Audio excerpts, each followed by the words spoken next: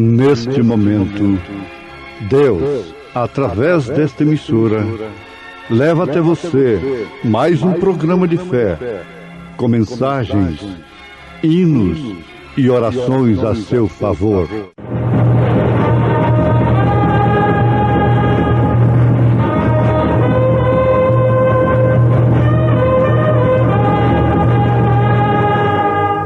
Fé para vencer.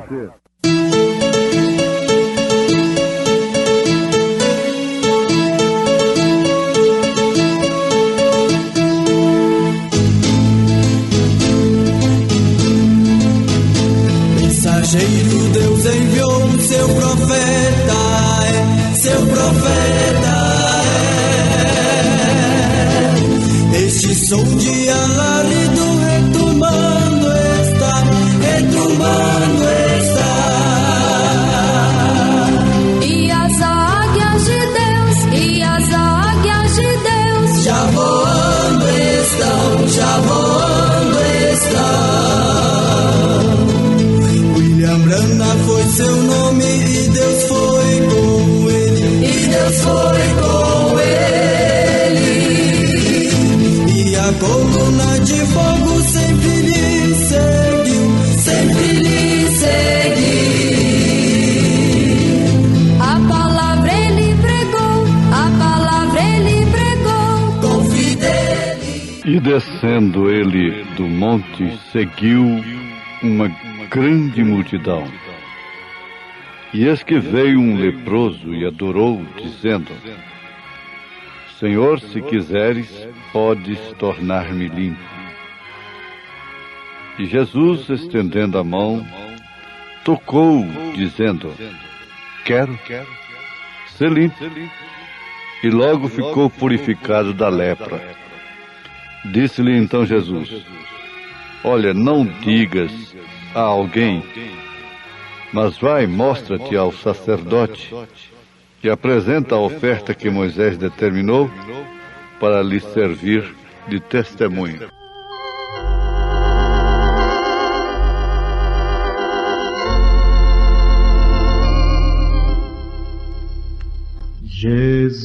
Jesus é melhor sim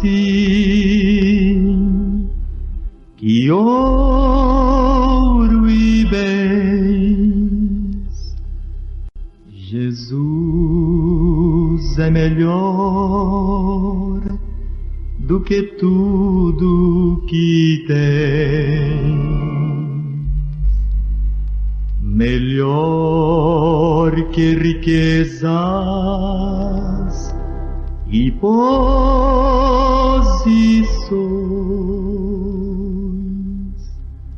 melhor, muito mais do que milhões. Pode ser um rei com poder nas mãos, mas o mal escravo sim.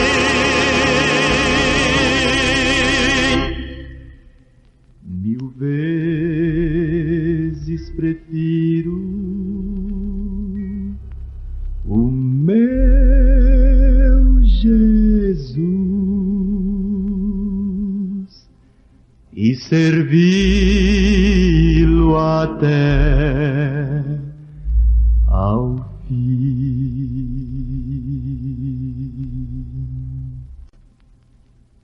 Jesus é melhor sim que qualquer valor, amigo leal no prazer e na dor, melhor do que tudo ele é pra mim, melhor que qualquer bom amigo.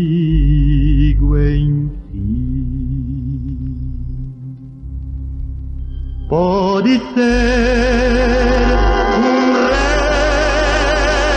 com poder nas mãos, mas do mal escravo sim.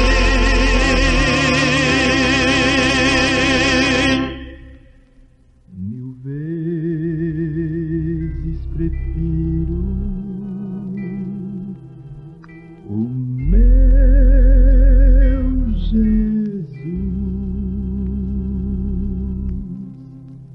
e servi-lo até ao fim.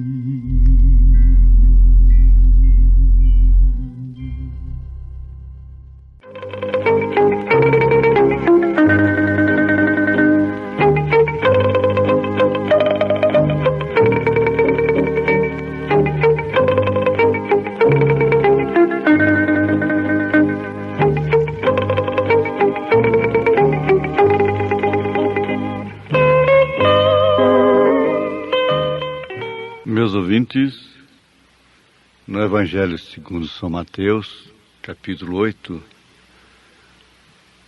foi onde baseamos a nossa leitura desta apresentação de hoje. E descendo ele, Jesus, do monte, seguiu uma grande multidão.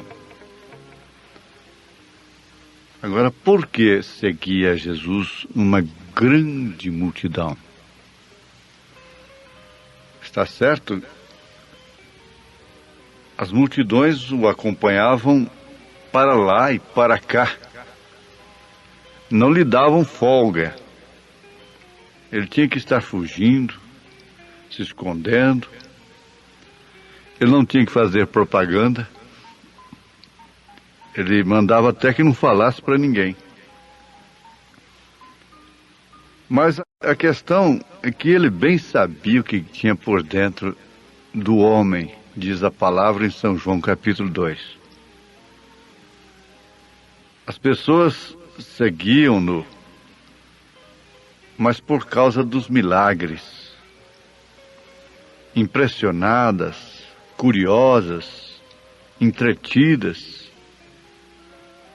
pelo seu ensino e pelas maravilhas. Afinal de contas, era uma grande novidade. Uma reunião, um movimento onde Jesus opera, é uma novidade. O povo vive buscando espetáculos, coisas diferentes. Acontece que o nível de profundidade de convicções pessoais é muito pouco. Nós vemos aí no Evangelho segundo São João, quando Jesus Cristo disse: aquele que não comer da minha carne, não beber do meu sangue, não tem parte comigo. Então a maioria mostrou que não o seguia com profundidade, com convicção pessoal, porque todos voltaram atrás, se escandalizaram. A verdade é essa. Ficaram apenas 12, e assim mesmo um deles é porque não havia chegado a sua hora ainda. Era o Judas Iscariotes. As mesmas multidões que sempre estavam tão prontas, dispostas, sacrificavam para segui-lo, não demoraram muito a desistir. Assim que perceberam que a coisa custava bastante. Ser cristão, no sentido da palavra, ser cristão naquela época, vamos dizer, custava bastante. Hoje é hobby, hoje é nobre, Hoje é status ser pastor, ser crente, ser evangélico. Tornou-se, inclusive, uma força política muito forte. Você sabe, deu votos, pronto, se torna em força política. Essa é a grande verdade que nós encaramos à luz da palavra e dos acontecimentos. São fatos. As pessoas estão atraídas, na maioria dos casos, não de uma forma diferente daquela época. É mediante espetáculos musicais, como um cantor se torna ídolo da música popular, um cantor se torna ídolo da música evangélica. Bazares, métodos promocionais, promoções, maratonas, concursos, prêmios, etc.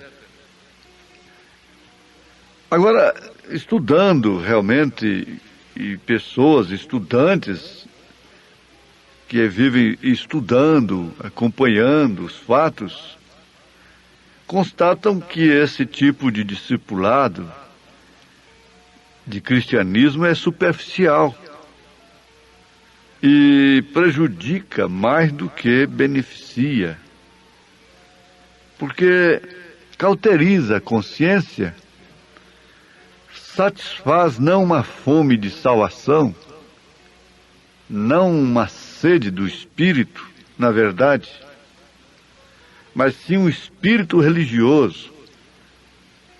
E a curiosidade acompanha o homem desde o princípio, bem como o espírito religioso. Sempre é bom lembrar que Caim, o primeiro homicida, foi religioso, cultuou a Deus. Somente que a diferença é que seu culto não combinou com a revelação. E quando ele viu que Deus não aceitou o seu culto e aceitou o de Abel, então ele caiu naquela desgraça de matar seu próprio irmão, matar Abel.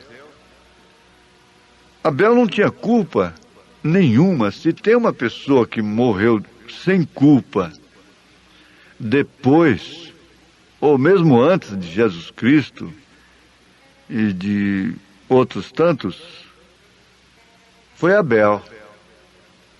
Abel morreu sem culpa, morreu inocente mesmo. Ora, só porque ofereceu um cordeiro. Naturalmente, ele sabia que quando seus pais perceberam que estavam nus, tendo pecado, portanto, Deus sacrificou um cordeiro para cobri-los. E seu pai, sua mãe, naturalmente, transmitiram aquilo para eles, no seu culto doméstico, né? E, naturalmente, também ensinaram a eles que as frutas, as maçãs, as verduras, os legumes, todas estas coisas também foi Deus quem criou.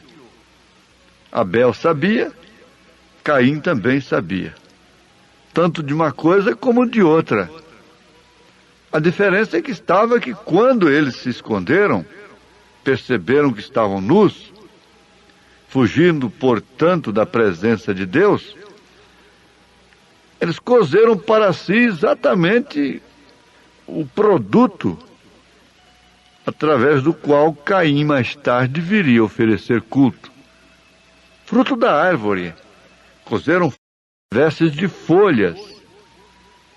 Isso fala muito de religião, né? Para cobrir a seu modo, de acordo com suas conveniências. Mas a cobertura de Deus foi específica. Ela sempre foi uma só. Foi o cordeiro. Vem do cordeiro. Então Abel foi um bom discípulo. Ele se distinguiu por causa da revelação. Ele prestou o culto correto. E por causa desse culto ele morreu. E por causa do culto revelado, milhões deram suas vidas. Não foi só Abel. Como não foi só Caim que matou. Caim matou um. Ela matou milhões. Muitas pessoas, muitos homens, se mostram sérios, animados, entusiasmados, no primeiro ponto de vista da vida cristã, da chamada, e eles chegam a ingressar em escolas, em seminários teológicos, e aquele fogo, e se separam, e se tornam assim até um tanto místicos. Mas na verdade a coisa exige algo mais. Para seguir a Cristo simplesmente como um salvo, exige revelação, não resta dúvida. Para seguir a Cristo como um salvo, instrumento de salvação, um anunciador das boas novas, um mensageiro, então já exige mais. O profeta de Deus disse assim que vai responder pelas almas, como está escrito na carta aos Hebreus, capítulo 13. Se Jesus tem uma mensagem na Bíblia Sagrada, que seleciona, que fez o povo voltar, os curiosos, aqueles que estavam impressionados somente com coisas visíveis, aparentes. Ora, também seus mensageiros em todas as eras, seus verdadeiros mensageiros, têm também a mesma mensagem. Tem uma mensagem que seleciona. Tem uma mensagem que não é aceita por todos. Porque a pregação do Evangelho é como uma pescaria. E apanha toda a qualidade de peixe. E depois, mesmo tendo variedades, esses peixes têm que ser tratados. E na hora de serem tratados, se tratando dessas pessoas que são ganhas pelo Evangelho, elas recuam, elas voltam atrás. Jesus deixou isso bem claro, bem nítido mesmo na parábola da semente. É que uma semente caiu à margem do caminho, as aves vieram e comeram. A outra caiu no pedregulho, então brotou, aquela alegriazinha ali, aquele brotinho, mas logo o sol veio, queimou, acabou tudo. Outra cai no meio dos espinhos, as riquezas do mundo sufocam, a prosperidade sufoca. Agora ele disse, aquele que caiu na boa terra, essa sim dá fruto.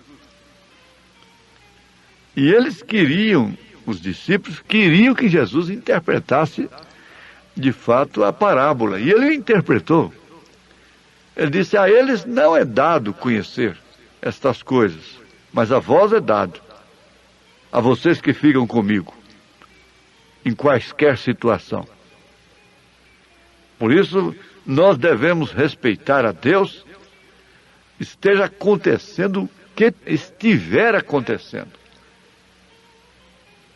Seja a contradição maior que exista. Respeite e tema a Deus. Dê glória a Deus. Nós temos um fato nas Escrituras, uma casa, uma família onde Jesus hospedava.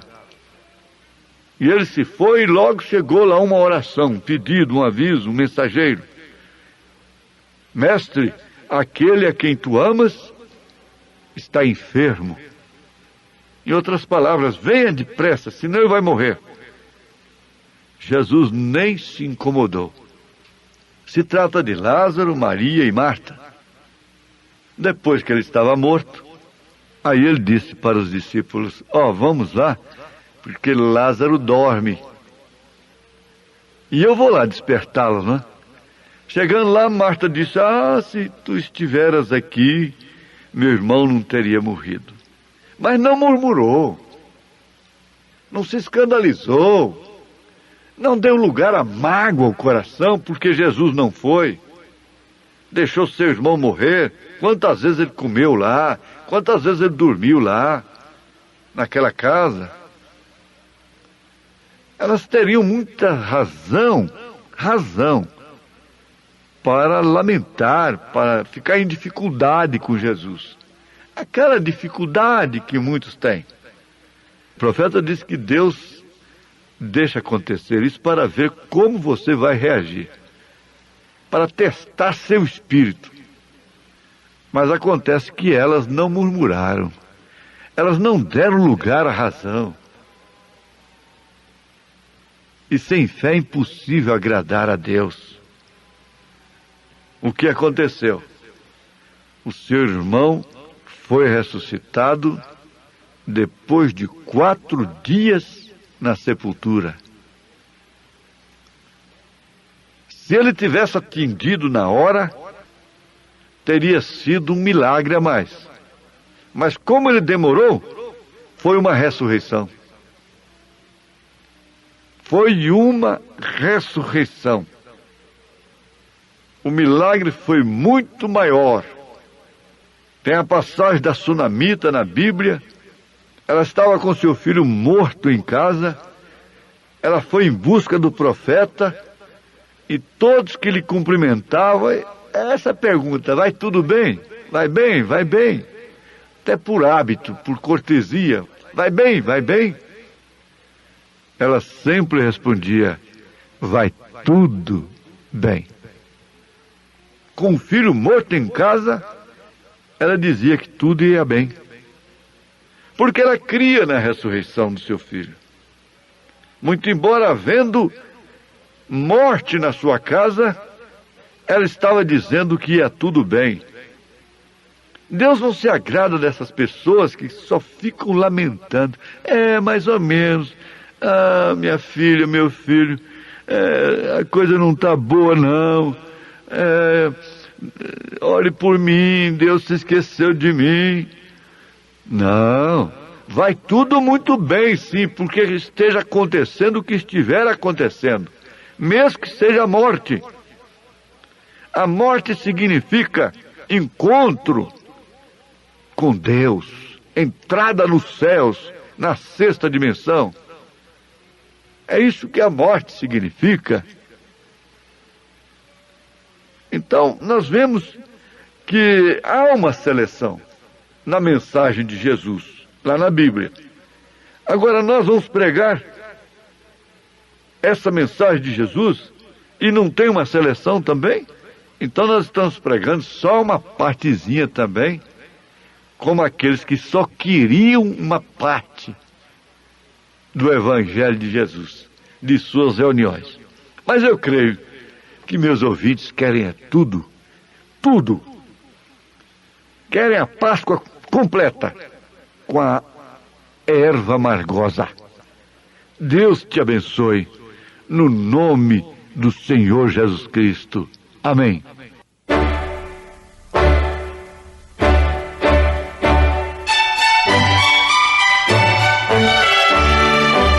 Ouvintes, escreva-nos pela caixa postal de número 15.020, 15020, CEP 74.501-970, Goiânia, Goiás. O nosso endereço na internet é www.apalavraoriginal.org.br. Volte a nos ouvir amanhã novamente, neste mesmo horário, nesta emissora, se o Senhor nos permitir, com fé no Filho de Deus, a fé que vence o mundo.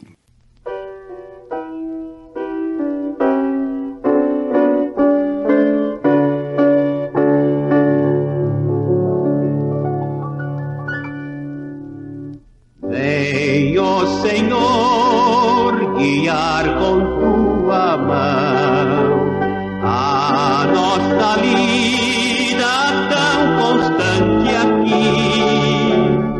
Mostra o dever, servir com gratidão, e seja o nosso andar perto, ó Deus, de ti.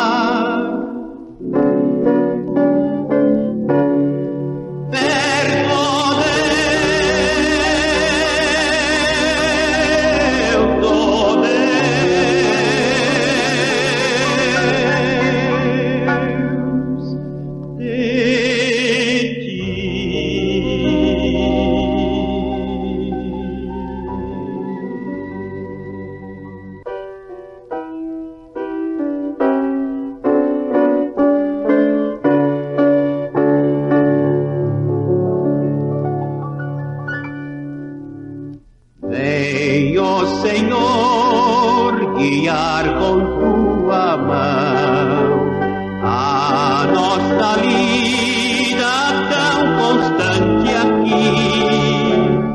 Mostra o dever, servir com gratidão,